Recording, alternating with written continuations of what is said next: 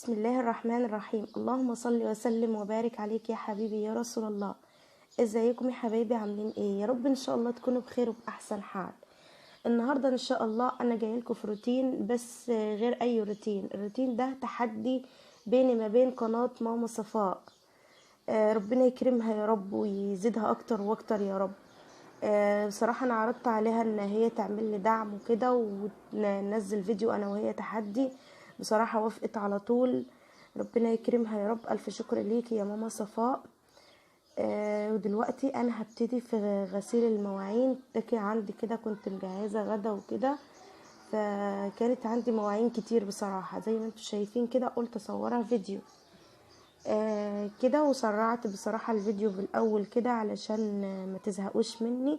واللي اول مرة هيشوفني في القناة يا رب كده اكون خفيفة على قلبه ويحبني. ويا ريت الاشتراك في القناة وتفعيل الجرس ولايك للفيديو كده. واهلا وسهلا بجيش ماما صفاء، وتشرفوني على راسي والله. كده هبتدي معاكم بالمواعين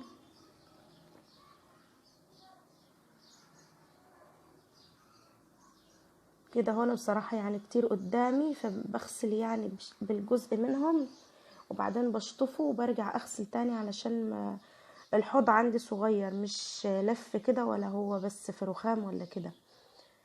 لا، هي الرخامة اللي على المطبخ وبس، والحوض ده وحده بس. فببتدي اغسل بالشوية كده وبعدين اشطفهم وارجع اغسل تاني علشان بس ايه اخفف قدام المواعين علشان كتير قوي. اهو زي ما انتوا شايفين كده.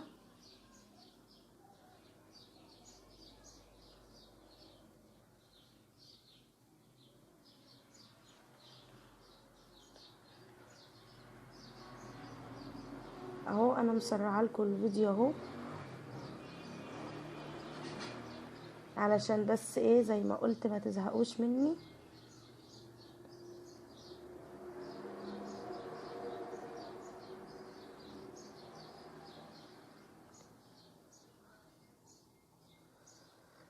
اهو انا في يعني ببتدي اني انا انزل اكلات يعني وحلويات وكده، وبنزل اخبار يعني على حسب ايه ما بشوف الشغل ماشي ازاي. اهو خلاص كده خلصت المواعين. جبت صينية الاكل اغسلها كمان هي اهو كده، وبشطفها كده اهو. خلاص كده كل حاجة بقت زي الفل. المواعين هدخل بقى على جرد الفتالة بتاع المطبخ. كده ببتدي ان انا اغسله علشان لازم اغسله واجهزه الاول بعد المواعين كده قبل ما اروح للبوتاجاز علشان يبقى جاهز معايا. لازم بصراحة كل مرة اغسل، كل ما اجي اغسل المواعين يعني اعمل روتين. لازم اغسل جردل السلة علشان جردل الفتالة علشان الاقيه نظيف كده، واعبيه مية علشان ايه امسح على طول بعد ما اخلص.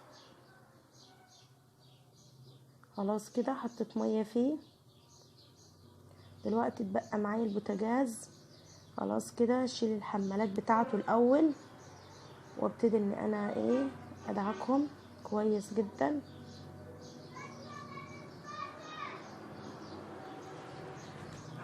اهو زي ما انتم شايفين.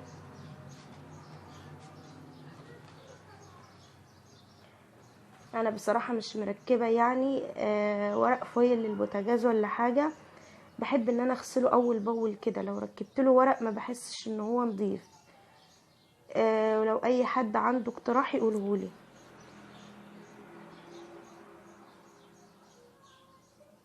مش ما برتاحش يعني انه البوتاجاز يكون محطوط له ورق فويل ولا حاجة. بحب اغسله اول باول كده كل يوم. اهو يعني ان هو نظيف يعني مش محتاج دعك ولا حاجة، انا ايدي فيه على طول. اهو زي ما انتوا شايفين.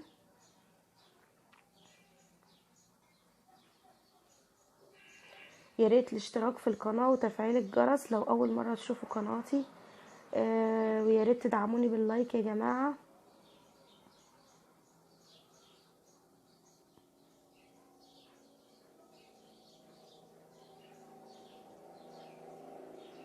كده خلاص خلصت بعد ما غسلت حمالات العيون.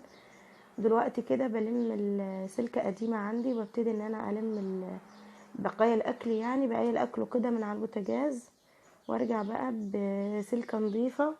انا بحب احط السلكة كده في الليفة علشان بحس انها بتنضف اكتر، وكمان ما تجرحش ايدي ولا حاجة. كده خلاص خلصت البوتاجاز زي ما انتوا شايفين، بركب العيون بتاعته، خلصته كده وقفلته وخلاص. دلوقتي قدامي الرخامة غسلتها، معلش بس علشان ما اطولش عليكم، غسلتها بسرعة كده. ولو انتوا عايزين الفيديو يكون اطول انا هطول لكم الفيديو علشانكم حبايبي. كده ببتدي ان انا اكنس الارضية بتاعة المطبخ بعد ما خلصت فوق، وكمان دعكت والحوض غسلته كويس جدا والحيطان وكده. لسه هناخد لفة بعد ما نخلص المطبخ خالص نمسحه كده. وبصراحة انا باخد الحمام طبعا معايا كل يوم بس ما بصوروش، صورته مرة قبل كده وما صورتوش تاني. لازم كل يوم اخد الحمام مع المطبخ.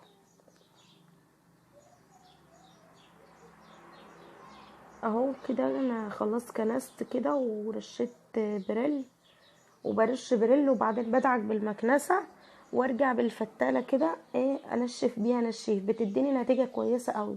بحس ان الارض لمعت جدا كده وبقى شكلها ظريف خالص كده اهو زي ما انتوا شايفين.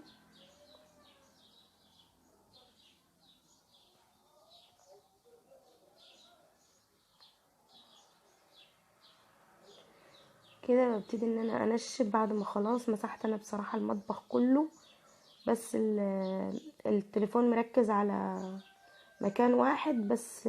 خلاص كده انا هاخد لكم جولة دلوقتي في المطبخ بعد ما نضف. خلاص كده بعد ما نضفت المطبخ، دي الغسالة اللي انا فرش عليها المفرش دي علشان بغسل في المطبخ كده اهو. وادي جردل السلة زي ما انتوا شايفين. كده انا خلصت جردل قصدي الفتالة، خلصت كده وبركنه على جنب. وشطفت الحوض والمطبخ والبوتاجاز بقى كله زي الفل اهو الحمد لله. يلا تشجعوا وتنشطوا يا حبايبي، قوموا اعملوا زيي اهو. الحمد لله كل حاجة نطفت والرخامة، وبمسح كمان المطبخ من تحت كويس جدا اهو الحمد لله كل حاجة بقت زي الفل. يا ريت يا جماعة الاشتراك في القناة وتفعيل الجرس علشان توصل لكم فيديوهاتي، واشوفكم ان شاء الله في الفيديو اللي جاي. دمتم في رعاية الله يا حبايبي، والسلام عليكم ورحمة الله وبركاته.